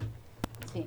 A ver, presidente, mire, yo me encantaría saber con qué asesores han estado conversando esto, porque con el mío no se ha conversado, tengo entendido que con el del presidente tampoco, entonces la verdad que me llama la atención. Primero. Segundo, estamos citados hoy para votar en particular. Si el Ejecutivo quiere presentar indicaciones a esta moción, debió haberlas hecho por escrito y haberlas ingresado como correspondía, porque esta no es una sesión de discusión como la que podría haber, por ejemplo, con asesores en términos, oye, mira, ¿qué te parece? Sumemos esto, quitemos lo otro. Acá se llega con las cosas un poco más organizadas. Entonces me llama profundamente la atención que el Ejecutivo, después de que ya se discutió en general, ya se votó en general, y hoy día está citado para votar en particular, llegue a la sesión de la comisión recién a hacer propuestas que debieron hacer antes. Cuando se discutió en general el proyecto y se votó en general el proyecto, ustedes tuvieron la oportunidad de plantear estas opiniones. Y no solo eso, ustedes tuvieron la oportunidad de efectivamente conversar con los asesores de los parlamentarios, cosa que no pasó, a pesar de que usted dice que sí, pero no sé con cuáles pasó. Parece que con algunos nomás, con el resto no. Entonces el punto acá es que si esto está citado para votar en particular, ustedes debieron de llegar con las indicaciones listas. Porque obviamente nosotros vamos a votar en particular hoy día el proyecto, estamos citados para eso. Pero todo lo que ustedes nos están diciendo, a no ser que lo escriban en una hoja de papel y lo metan como una indicación a alguno de los puntos que ustedes han hecho, sencillamente no va a poder ser tomado en consideración. O sea, me parece una irresponsabilidad de parte del Ministerio hacerse presente acá en estas condiciones. O sea, a mí no me parece, francamente. Bien, nos podrían hacer llegar, porque es que como indicación tiene que hacer toda la tramitación, pero podríamos suscribirla porque creo que el contenido puede ser relevante y podríamos lograr algo. No, presidente, discúlpeme, presidente, yo no voy a suscribir algo presentado por el Ejecutivo que no he tenido la oportunidad de estudiar con mis asesores. Entonces, discúlpeme, acá las fallas del Ejecutivo. El Ejecutivo no puede decir que conversó con los asesores cuando en realidad, si lo hizo, no tengo idea con quién fue. Y segundo, no pueden llegar a la comisión sin tener en formato de indicaciones las opiniones del Ejecutivo. Bien, diputado Lontón. Diputado Lontón. Gracias, presidente. Esto tiene un aspecto más de fondo con el proyecto. A mí me parece, en aspectos generales, bien el proyecto, pero tengo algunas aprensiones con respecto a la manera de regularlo, porque la letra E me parece bien que esté dentro de las funciones de las direcciones regionales, el poder precaver acerca de precaverse a partir de la identidad de la identidad de los funcionarios. Para resguardar la identidad de los funcionarios, pero después la regulación, yo creo que eso debería ser más tema reglamentario que legal, porque siempre las protecciones de la identidad van cambiando en el tiempo respecto a los elementos que pueden proteger la identidad de funcionarios. Por lo tanto, el reglamento siempre es más flexible. Si uno deja una norma general como la de la letra E, que me parece bien, custodiar bajo estricto secreto la identidad de los funcionarios de Gendarmería, perfecto, pero los elementos del resguardo de esa identidad, yo por lo menos soy más proclive a entregárselo a los reglamentos, presidente, porque esos elementos dan más flexibilidad para que los gendarmes el día de mañana tengan mayores elementos de protección en atención al avance o retroceso del crimen organizado, que en nuestro país al menos ese fenómeno ha mutado mucho en los últimos años y eso nos obliga también a tomar distintas medidas al respecto. Eso, gracias, presidente. Bien, diputada Lorena Frías. Gracias, presidente. Mire, yo concuerdo en que efectivamente hay casos en que proteger a funcionarios de Gendarmería significa que haya un anonimato de parte de estos, pero a mí lo que me pasa es que no puede ser solo por la voluntad del gendarme, sino que esto debiera estar inscrito, ligado, por ejemplo, a crímenes de narcotráfico, donde sí o sí se necesita. Debiera también ser fundada la petición. No, a mí se me ocurrió, y lo digo, ¿sabe por qué? Porque si uno revisa estadísticas, también los abusos dentro de Gendarmería podrían aumentar. Ya son altos, pero podrían aumentar escondidos en este anonimato. Casos, por ejemplo, acuérdese que no solo hay mujeres custodiando a veces penales, sino que también hay gendarmes varones. Actos de violación podrían efectivamente darse en un contexto de anonimato del gendarme. Entonces, creo que es necesario, creo que tienen que tener equipo, pero creo que hay que achicar el espacio y que esto es fundamentalmente respecto de las amenazas que reciben, etcétera, y eso es producto del crimen organizado. Entonces, me falta que se restrinja un poco más este artículo 2, perdón, el 15E. En el chat de la comisión está el texto propuesto por el Ejecutivo, por si quieren ver el detalle, y incluso va más allá, porque pone como condición el hecho de haber sufrido amenaza, agresión, etcétera. Entonces va incluso más allá, porque uno podría partir de la base que el trato con personas condenadas por narcotráfico o por crimen organizado, podría uno suponer ex ante un mayor nivel de resguardo. Acá es más conservador, porque pone como estándar en el fondo agresión, amenazas, etcétera. Yo creo que podría avanzarse incluso en la línea de lo que dice la diputada Lorena Fríguez, entendiendo que también lo que ha señalado el subsecretario del proyecto que está corriendo en paralelo está circunscrito a cierto personal de gendarmería. Entonces creo que esto es una amenaza real, permanente, y así hemos sido testigos todos, han salido en los mismos medios de comunicación, las coronas de flores y un montón de otros anuncios. Diputado Joanet, sí, con el diputado Longton estuvimos ahí en el repas. Oiga, sí, no solo para la historia de la ley, esta fue una discusión que se comenzó a dar con el entonces ministro de Justicia Cordero, producto fundamentalmente por la planificación que había de construir cárceles de máxima y alta seguridad, donde justamente los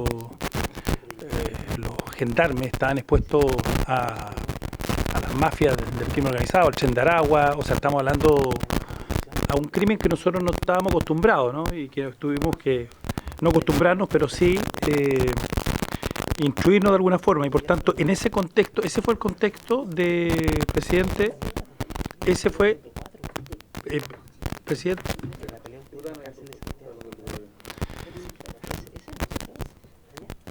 Ese es el contexto, o sea, lo primero, pero lo segundo, también en los límites, a propósito por su intermedio, que plantea la diputada Fríes, yo quiero concordar con ella, pero los límites cuáles son, porque en el fondo el crimen organizado hoy día tiene redes, tentáculos, y conocen naturalmente las direcciones de donde viven los funcionarios de gendarmería. Y hay dos cuestiones. Una, que tiene que ver con las amenazas reales, y lo otro que hemos visto lamentablemente, y que es lo menos, esperamos, que es la posibilidad de corromperlo, ¿no? Bueno, por eso digo, el tema de resguardar su identidad, bueno, diputada Navellán, Diputado Joanet tiene la palabra. Muchas gracias. Bueno, el tema del resguardo de la identidad tiene que ver con ambos aspectos, ¿ya? Fundamentalmente por la posibilidad, ¿no?, de amenaza real a la familia, a ellos. Usted lo acaba de señalar con el tema de las coronas de caridad, de flores y todo ese tipo de cosas, ¿no?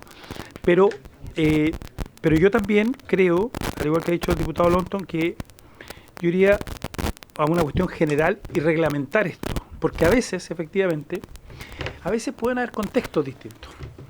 Y en una situación donde un gendarme X puede, en un contexto de una cárcel, no de alta o máxima, pueden surgir amenazas ya concretas, etcétera. La identidad ya la conocemos, se conoce la identidad, pero si usted lo traslada a otro penal, no lo puede trasladar con la identidad nuevamente, porque en definitiva los presos se comunican, no van a saber. Entonces, hay varias cuestiones que yo creo que hay que estudiar, pero yo creo que el espíritu del proyecto, a mí me parece, más allá de lo que he señalado, la naturaleza tiene un origen, lo conversamos cuando surgió con el exministro Cordero de Justicia, en términos de formar un gendarme de élite, por decirlo de alguna forma, para custodiar las cárceles de máxima alta seguridad. Porque si nosotros queremos tener más cárceles de máxima alta seguridad con gendarmes que además en ese contexto no tenían que estar en gremios, ¿se acuerda que esa era la idea? ¿Ya? Entonces tenemos que darle también los resguardos. Y ese era el resguardo. Pero además de eso, yo creo que hay que estudiar efectivamente ciertos contextos, porque lo que hemos visto, lo que se observa, y por eso es que tenemos que profesionalizar mucho más el sistema penal, penitenciario, es que hay una convivencia que a veces no es muy sana, y que la hemos visto justamente por temas de corrupción en este último tiempo, con el tema de la entrada y salida de los celulares, ese tipo de cosas. Que son, yo creo, insisto, sigue siendo muy poco dentro de gendarmería, pero ya una señal de alerta. Entonces, yo concuerdo con lo que aquí se ha señalado respecto de que no se puede extender a todo, pero hay que naturalmente a los gendarmes de máxima y alta, naturalmente, eso sí o sí, tienen que tener un resguardo, pero en otros casos es Y lo que también hay que subir las sanciones a quienes abusen también. Yo en eso estoy de acuerdo. O sea, no puede ser que un gendarme abuse. Él tiene que hacer cumplir la ley como corresponde y no tiene por ningún motivo ni violar ese tipo de cosas. O sea, aun cuando puede ocurrir, sin lugar a dudas, ¿no? Por eso yo creo que en ese caso hay que subir las penas. Pero eso, presidente. Gracias, diputado Yunet. Le propongo a la comisión y un acuerdo con el subsecretario de poder en marzo tener la primera sesión, ya ingresada la indicación del Ejecutivo y poder votarla. Yo creo que se recoge un poco el espíritu de lo de la diputada Lorena Fríes, lo que ya anunciaron, para poder tener espacio para conversar con la diputada Navellán. ¿Les parece? Pero como compromiso, esto va a ser el último compromiso para cerrar el ciclo. ¿Les parece? Bien, entonces acordado, señor secretario, para que quede en acta, el subsecretario se comprometió en el fondo a poder ingresar y votar la indicación en la primera semana de marzo. Solo, presidente, recordarle fuera de micrófono.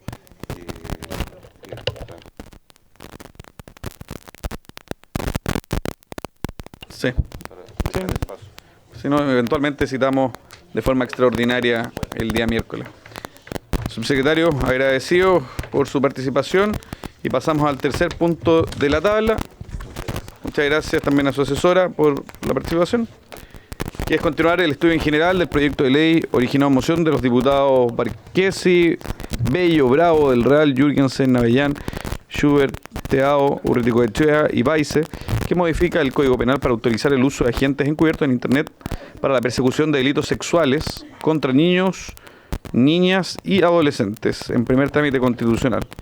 Para estos efectos se encuentran invitados la abogada asesora de la Unidad Especializada en Delitos Sexuales y de Explotación Sexual del Ministerio Público, señora Karen Guzmán Valenzuela, que nos acompaña telemáticamente, y el jefe nacional de delitos contra las personas, el prefecto inspector Jorge Abate Reyes, acompañado del jefe de el jefe de jurídica, prefecto inspector Daniel Solís Araya, el jefe de la Brigada de Delitos Sexuales Metropolitanos, su prefecto Orlando Vidal Vargas, y el jefe nacional del cibercrimen, su prefecto Marcelo Won Sea.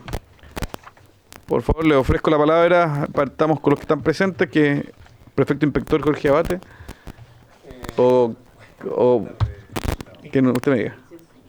El de la base. A mayor... Perfecto. Buenos días, señor presidente, por su intermedio el resto de los honorables diputados. El prefecto inspector Abate hoy día por razones de servicio no puedo acompañarnos, así que vengo yo acompañado, como dijo usted, del jefe nacional de cibercrimen, don Marcelo Wong, y el subprefecto Orlando Vidal, jefe de la Brigada de Delitos Sexuales Metropolitana. Bueno, nosotros indicar, señor presidente, que en realidad la opinión de la institución respecto de la modificación legal propuesta va siempre en el sentido positivo. Esta es una iniciativa o las herramientas de lo que son los denominados agentes encubiertos. Si bien comenzaron ya hace un largo tiempo relativo a leyes especiales, como son las leyes de combate al narcotráfico, se han ido paulatinamente expandiendo a otras temáticas, como por ejemplo los delitos sexuales, y en este caso en particular, si bien es cierto es una herramienta que ya existe dentro de la posibilidad de ser utilizada en estos tipos penales para efectos del agente encubierto en el formato normal, con fuente humana, en este caso la extensión al agente encubierto digital creemos que es un elemento muy positivo respecto de este tipo penal. Quizás solo indicar para efectos del debate que analizado la propuesta o la moción, quizás haya alguna cosa que observar en términos un poco de lo que es la intención del proyecto, en términos de señalar que es el uso de, por ejemplo, perfiles ficticios, pero si vamos a la idea matriz del proyecto, hay una diferencia con el texto del proyecto. La idea matriz señala que es que esta norma que se pretende incorporar permite a los funcionarios policiales utilizar los usuarios de redes sociales de los delincuentes. Utilizar los usuarios de las redes sociales de los delincuentes, pero después en el proyecto se señala la utilización de agentes encubiertos en Internet por parte de funcionarios de la policía con el propósito de individualizar a las personas que participen, etcétera. Quizás falta que se incorpore la idea matriz del proyecto dentro de la norma en particular, en términos de la posibilidad de utilizar perfiles existentes, además de eventualmente perfiles ficticios que se puedan crear. Aquí sabemos que hay un tema de credibilidad, es decir, la herramienta va a producir sus efectos en la medida de que haya una historia detrás que permita eventualmente a las personas que se hacen las interacciones creer efectivamente en que está interactuando con una persona real, ¿ya? Desde ese punto de vista, haciendo esa observación, nosotros creemos que en definitiva esta es una herramienta que viene a potenciar el trabajo de la Policía de Investigaciones y de las policías en general respecto a la investigación de este tipo de ilícitos. Quizás a lo mejor también lo sabe esta comisión seguramente, el avance de estas medidas también están diseminadas por una serie de normas. También quizás a lo mejor poner una nota de prevención en términos de que una regulación estándar de esto sería ideal. Hoy día tenemos una serie de normas o cuerpos legales que regulan estas herramientas, sin perjuicio que hay remisión general al Código Procesal Penal, pero tenemos herramientas diseminadas por distintos cuerpos legales y quizás a lo mejor una regulación en el futuro de una manera más consolidada podría ser positiva para efectos del uso de estas herramientas. El subprefecto Marcelo Wong va a hacer unas observaciones desde el punto de vista más operativo respecto del uso de estas técnicas por su intermedio, señor presidente. Muchísimas gracias. Subprefecto, tiene la palabra. Muchas gracias. Muchas gracias por la oportunidad de dirigirme a usted, señor presidente, honorable diputado. Yo le vengo a hablar desde el punto de vista más operativo. Actualmente soy el jefe nacional de cibercrimen. Me ha tocado ya en la investigación de delitos informáticos y de contra menores desde el año 2000. Así que sé más bien de lo que estamos hablando. Quisiera complementar a lo expuesto ya por mi colega, incorporando un elemento un poco más operativo que tiene que ver justamente con el valor de las identidades digitales validadas. ¿Y por qué pongo este concepto nuevo dentro de los entornos criminales? Porque ya sabemos que cuando hablamos de CESAM o NNA, hablamos de delitos que tienen que ver con delitos sexuales contra menores, y efectivamente este fenómeno se desarrolla en entornos netamente cerrados. Generalmente son basados generalmente en la confianza del delincuente que tiene dentro de estos entornos para desarrollarse. Estas comunidades más dañinas obviamente no van a dar directamente cara al público, sino se generan en entornos bastante grupos cerrados, canales de mensajería cerrados, redes donde la pertenencia, la trayectoria, la reputación, la continuidad del delincuente son la base necesaria de la confianza.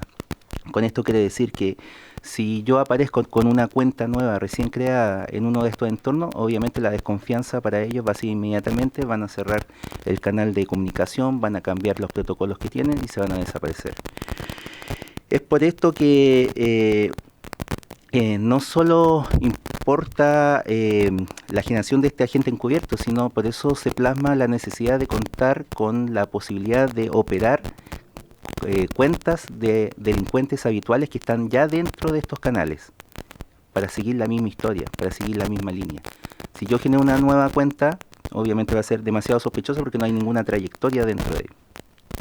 Es por eso que en la práctica, y se han encontrado muchos casos policiales donde efectivamente la incorporación de esta figura dentro de esta ley nos sirve mucho como policía. Efectivamente nos da esa libertad y ese marco de acción que necesitamos justamente para este tipo de investigaciones, para hacer esta continuidad de la investigación.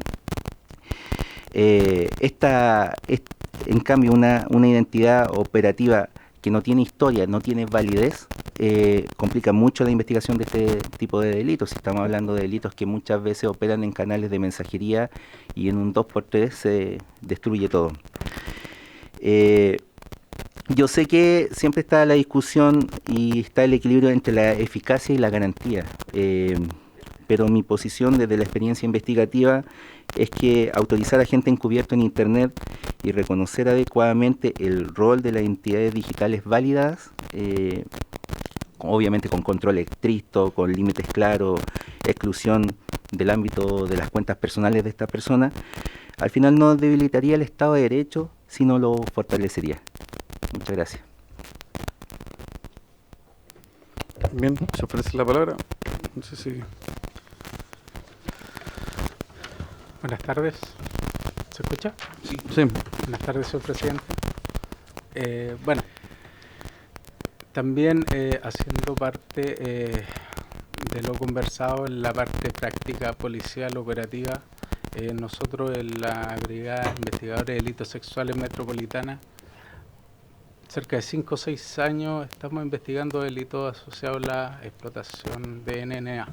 Ya principalmente trabajando con distintas fiscalías a nivel nacional. En todo este tiempo hemos querido investigaciones que han dado también resultado de muchas formas en las cuales operan estos delincuentes. Es por esto que las herramientas investigativas son esenciales para la labor policial y creo que esta agente encubierto realmente va a contribuir a la investigación.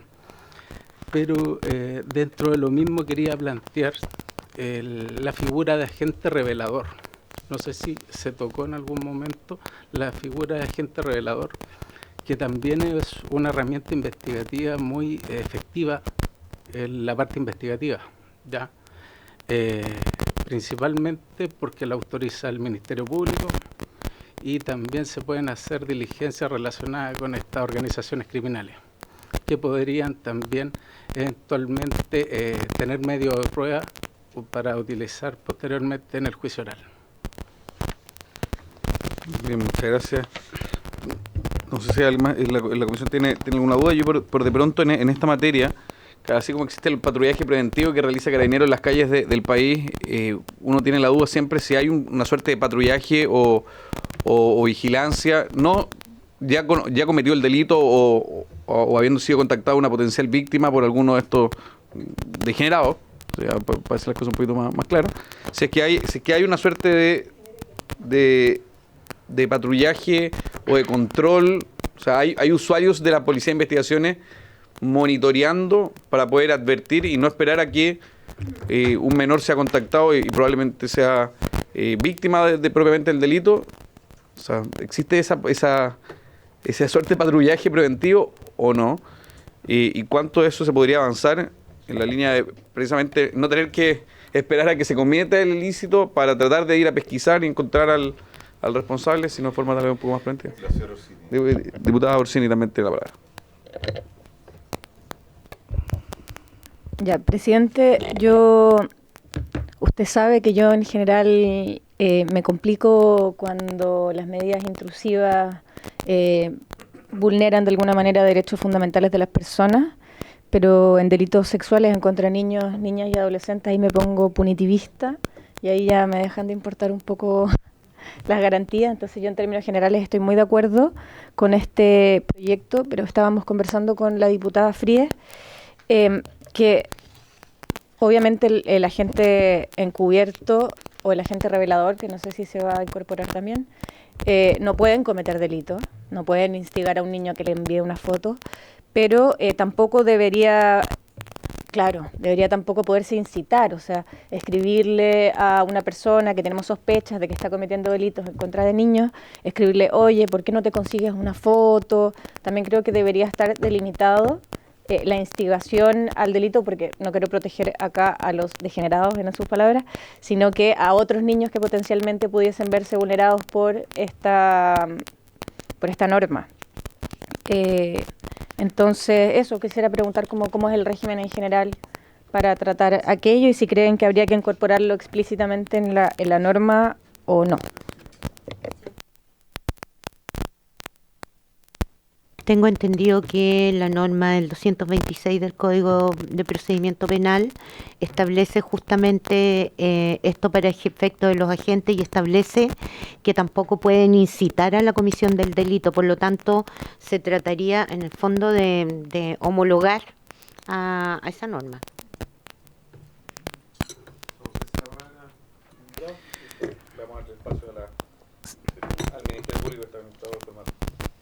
Señor presidente, para responderle su pregunta con respecto a los patrullajes preventivos, se generan investigaciones justamente en entornos cerrados que tienen que ver, por ejemplo, con la Deep Web y la Dark Web, pero también hay un tema tecnológico que impide muchas veces la identificación de estos canales porque son privados. Y eso implica que solamente sepamos de la existencia de estos canales con una figura de una persona que primero nos dice que existe el canal o ya un agente encubierto derechamente que se meta a estos canales y nos pueda dar esta ramificación, o si no, de lo contrario, es imposible tecnológicamente saber qué es lo que está pasando en redes, sobre todo en canales cerrados de mensajería rápida. Es donde entendemos que muchas veces las imágenes se desaparecen al segundo, a los 2 segundos. O sea, estas personas se comparten una imagen de pornografía infantil y después a los 2 segundos desaparece. O sea, la persona la rescató, la guardó en su celular y ya no está en este canal privado. Entonces los patrullajes preventivos efectivamente se realizan, pero tienen una complejidad técnica. Sobre todo en la dark web. En la deep web también existe esa misma complejidad, pero hay otros mecanismos que quizás que tienen que ver con tecnológicos que nos dan un poco más de información, entendiendo que la deep web son estas páginas donde hay una contraseña. Uno podría entrar con usuario y contraseña, pero los motores de búsqueda no la indexan porque no sabe lo que hay adentro, y entendiendo que la dark web son todos estos motores que se necesitan ya un proxy de configuración en el navegador para entrar a estos canales o a estas páginas web.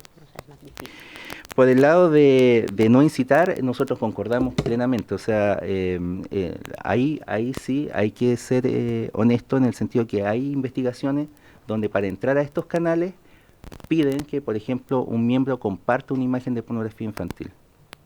No se ha realizado ningún tipo de esas investigaciones, pero sí hemos detectado investigaciones donde sí se ha pedido que para ser miembro de un canal pida compartir una imagen de pornografía infantil. Eso podría ser una solución. Pero, claro, si no habría que verlo con el Ministerio Público. O sea, uno tiende a pensar que es una barrera que claro, con eso rápidamente se descarta el uso del Estado a poder ingresar a fiscalizar si esa es la barrera de entrada, y ahí genera un conflicto ético bien potente. Pero, presidente, o sea, yo creo que las herramientas tecnológicas también permiten sustituir eso. Lo que es complicado es que agentes encubiertos pueden cometer delitos, pero que no están directamente asociados a lo que se persigue. Y asimismo, la incitación es para la comisión de ese delito. Entonces estamos rompiendo como todo el dique de lo que significa un agente encubierto si se le permite la incitación al delito, y en esos términos habría que ver la capacidad que tiene la PDI, por ejemplo, como decía la diputada Orsini, de trabajar eso con IA para efectos, digamos, de si se requiere incitación o otro tipo de cuestiones, pero no pueden ser los propios integrantes de la policía. Señor presidente, quizá debería existir un marco legal que regule ese tipo de generación de imágenes, porque no es si nosotros estamos hablando de modelos de inteligencia artificial online, efectivamente ya el mero hecho de que yo ponga un prompt en el modelo de inteligencia artificial de que me genere una imagen de un menor de edad, va a saltar una alerta en todos los sistemas de seguridad de protección de menores, que no son menores. Nosotros recibimos ese tipo de alerta. Entonces quizás ya habría que verlo desde un punto de vista de una figura que lo autorice. Solo para reforzar la idea tanto de lo que dice la diputada Orsini como la diputada Frías, tienen razón en términos de la preocupación por el control.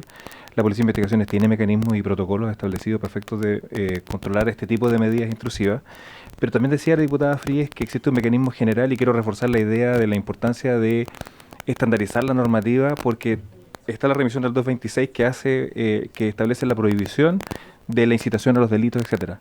Pero si ustedes se fijan, el agente encubierto, el agente regulador y los funcionarios que participan en una entrega vigilada o en una medida dispuesta de conformidad a este párrafo, si ustedes se fijan, está pensado más en los términos de las entregas vigiladas, de las drogas, de otros tipos penales, y por tanto siempre es bueno ir estandarizando o homogeneizando las normas a los tipos penales que se van a aplicar.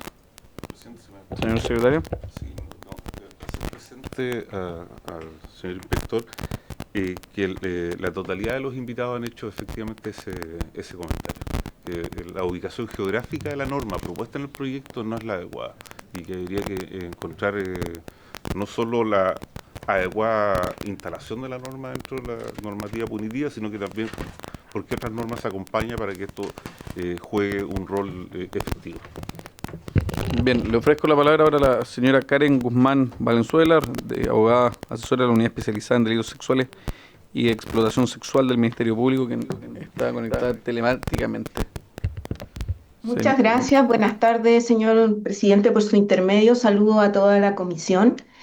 Yo traje una presentación porque me gustaría contextualizar las materias que se están abordando en este proyecto de ley y que son, tal como ya ha aparecido en la discusión, de gran sensibilidad y de gran preocupación para el Ministerio Público. Entonces, pido autorización para compartir esta presentación y para ir un poco entrando a la Está habilitado discusión. para poder hacerlo. Gracias.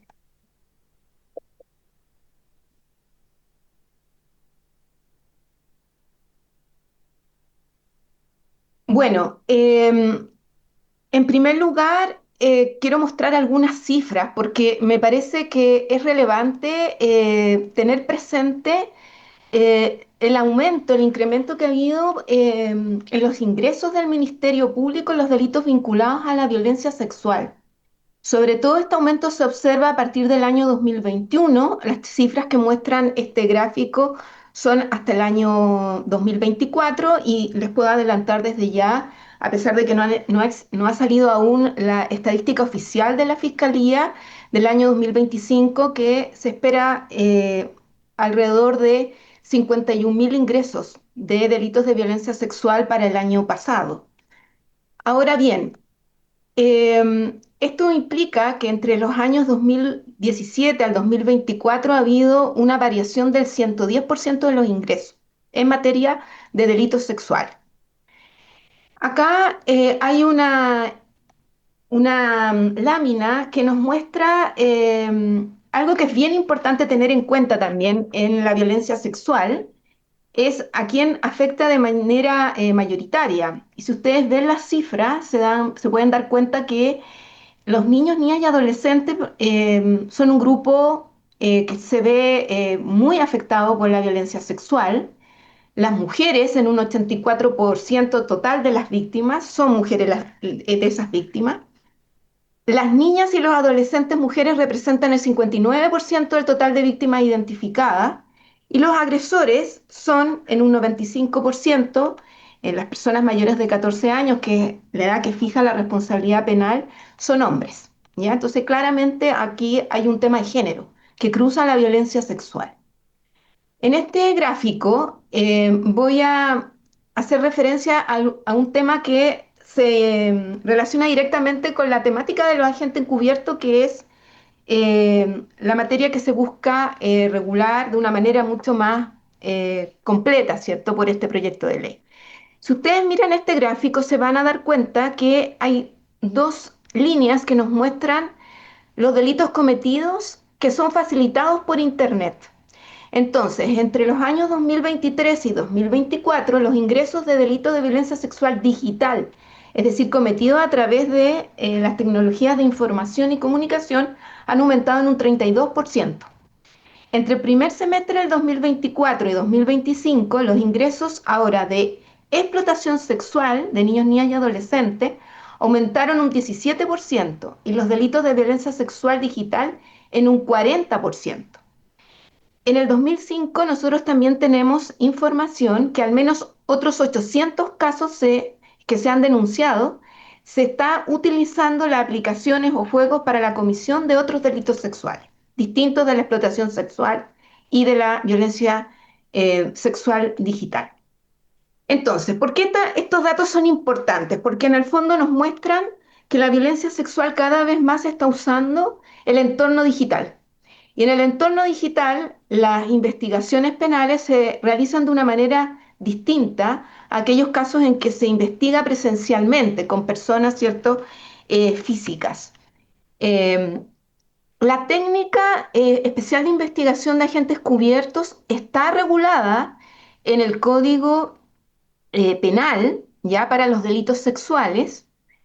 Ya voy a entrar en algunos detalles de esto, no para todos los delitos sexuales, solo para algunos, y podemos utilizarla respecto de los casos de grooming y de explotación sexual. Esto está regulado, tal como ya se mencionó, en el artículo 369 ter del Código Penal. siendo que en todos los otros delitos las técnicas especiales de investigación están reguladas en el Código Procesal Penal, ¿ya?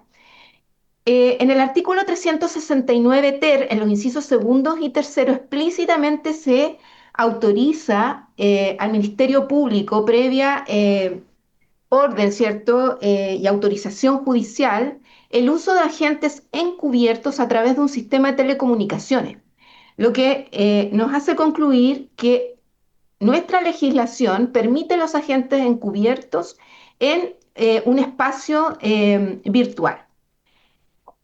La regulación del uso de los agentes encubiertos está en el oficio del Fiscal Nacional 488, del 2024, que es la instrucción general que imparte criterios de actuación respecto de los delitos de explotación sexual y violencia sexual digital en contra de niños, niñas y adolescentes.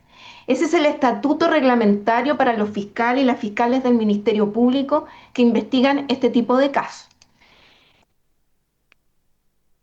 El artículo 369 ter solo reconoce la posibilidad de solicitar agentes encubiertos y no agentes reveladores, tal como mencionaron los funcionarios de la Policía de Investigaciones. Esta no es una diferencia baladí, es relevante porque el agente encubierto, de acuerdo al artículo 226c del Código Procesal Penal, se define como un funcionario policial que oculta su identidad oficial y que se involucra o introduce en asociaciones delictivas o criminales o en agrupaciones u organizaciones con el objetivo de identificar a los participantes, reunir información, recoger antecedentes necesarios para la investigación. Es decir, la figura del agente encubierto está pensada para infiltrar organizaciones criminales. Y tal como señaló el funcionario de Ciber, el jefe de Ciber, en materia de violencia sexual digital, cuando se afecta a niños ni adolescentes, normalmente, eso no quiere decir que pueda haber excepciones, pero la regla general es que no estemos ante organizaciones criminales, sino que ante grupos cerrados que funcionan a veces minutos, horas, semanas, donde se intercambian material de explotación sexual o material en que han sido utilizados niñas, niñas y adolescentes para su intercambio o comercialización. Nosotros echamos de menos, tal como lo ha señalado también la Policía de Investigaciones de Chile, la figura del agente revelador, que también es un funcionario policial, pero que simula requerir a otro la ejecución de una conducta delictiva con el objetivo de lograr la concreción de los propósitos delictivos de esta. Esta es una figura que se utiliza muchísimo en drogas, es decir, cuando se está investigando tráfico de drogas y la policía, en el contexto de una investigación que lleva con la fiscalía, sabe que hay un lugar, una casa, por ejemplo, donde se está investigando tráfico de drogas, se autoriza el uso de un agente revelador para que ese agente vaya a esa casa, pida que se le vendan droga y de esa manera se pueda determinar que efectivamente allí se está cometiendo el delito. En el caso de la violencia digital sexual, en estos grupos cerrados a los que se ha hecho mención, nosotros no podemos usar esta figura, que es la figura más adecuada para investigar este tipo de violencia digital sexual, ¿ya? Y por eso creemos que es necesario incorporarla al proyecto de ley. El agente encubierto online en delitos sexuales ya indiqué que está autorizado en el artículo 369 ter del Código Penal, requiere siempre autorización judicial, se permite por nuestro legislador en la investigación de algunos delitos sexuales, que son los que están allí en la presentación, la facilitación y promoción de la explotación sexual, la obtención de conductas sexuales por intercambio, la participación en la producción, comercialización, difusión y exhibición de material pornográfico de explotación sexual y también en la transmisión de conductas sexuales en vivo. Esta petición que hace la Fiscalía al Juzgado de Garantía para autorizar esta técnica especial debe fundarse en sospechas fundadas de que esta persona hubiera cometido o preparado la comisión de alguno de los delitos que ya mencioné y que la investigación lo hiciera imprescindible, es decir, La Fiscalía, en conjunto con la Policía de Investigaciones, ha desarrollado una investigación y ha llegado a un punto donde ya no puede avanzar más si no se echa mano a estas técnicas especiales de investigación, porque se han agotado los otros medios investigativos. El mismo artículo 369 ter del Código Penal señala que en lo no regulado por este artículo, que es un artículo además bastante breve, se aplican las disposiciones del párrafo tercero bis del título primero del libro segundo del Código Procesal Penal, que es el párrafo donde se regulan las diligencias especiales de investigación para los casos de criminalidad organizada. Y dentro de ese párrafo hay uno que se refiere a las disposiciones comunes a estas técnicas especiales de investigación, donde se encuentra varias cuestiones que ustedes han comentado en la discusión, como por ejemplo la exención de responsabilidad por los delitos que pudiera cometer ese funcionario policial que está siendo como agente encubierto, en el contexto de los delitos que se están investigando, no de otros delitos, ¿ya? Y también la prohibición de instigar la comisión del delito.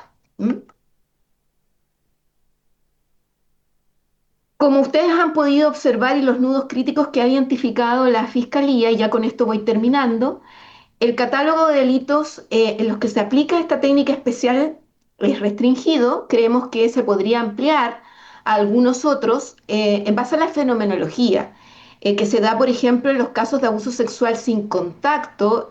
Algunos de las conductas que se sancionan acá tienen que ver con el grooming, la adquisición y el almacenamiento de material pornográfico de explotación sexual y algunos otros delitos sexuales tradicionales que se cometan por intercambio. Creemos que este es un punto que hay que conversar para ver si la técnica acá es útil en aquellos casos donde hay conversaciones, por ejemplo, a través de una red social para concretar una violación, pero que no hay comisión de delito en el espacio virtual.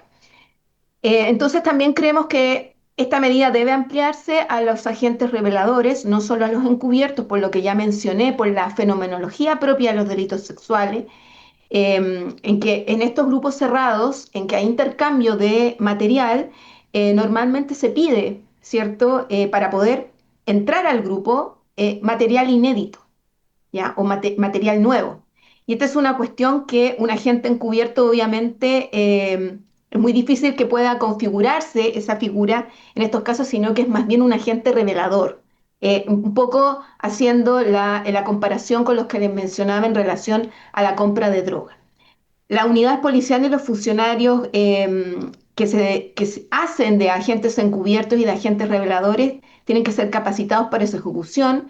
No cualquiera puede ser un agente encubierto, un agente revelador. Se necesitan ciertas técnicas policiales para poder desempeñar la función de manera adecuada. Y por supuesto, en el caso de la Fiscalía también nosotros tenemos que capacitar a nuestros fiscales para que sean capaces de dirigir estas investigaciones que tienen algunas dificultades que no presenta la investigación de la violencia sexual tradicional. Eso quería comentarle y por supuesto quedo abierta a las consultas que se quieran realizar. Muchas gracias por su atención. Muchas gracias, señora Guzmán. Se ofrece la palabra. Yo creo que fue bastante claro. Le pediríamos la presentación, que nos haga llegar la presentación para poder compartirla con todo el resto de la comisión. Y atendido que en el fondo hay una coincidencia en que es la necesidad de esto, pero que también hay que hacer una corrección importante al proyecto, al contenido del mismo. Quería proponer a la comisión que votáramos en general. Dejemos como plazo inicial el 9 de marzo, porque lo que me decía el secretario es como 9 de marzo, ya que no podemos pasar al otro periodo, comprometiendo cosas, pero si es necesario, obviamente tendremos los que estén tendrán la mejor disposición para poder ampliarlo todo lo que sea necesario. Yo creo que es un proyecto que puede lograr concitar un acuerdo transversal, dada la gravedad de lo que está involucrado y dada las dificultades propias de la materia. Señor secretario. Gracias, señor presidente. Don Jorge Alessandri. En votación. Sí, en votación general, perdón. En votación general el proyecto de ley. Muy amable, presidente. Señora Lorena Fríes. A favor. Muy gentil. Señora May Torsini. A favor. Gracias. Señor presidente. A favor. Señor presidente, ha sido aprobado por la unanimidad de los diputados presentes. Aprobado en general el proyecto. Le pedimos tanto a la señora Guzmán como también a los representantes de la Policía de Investigaciones que nos hagan llegar las observaciones.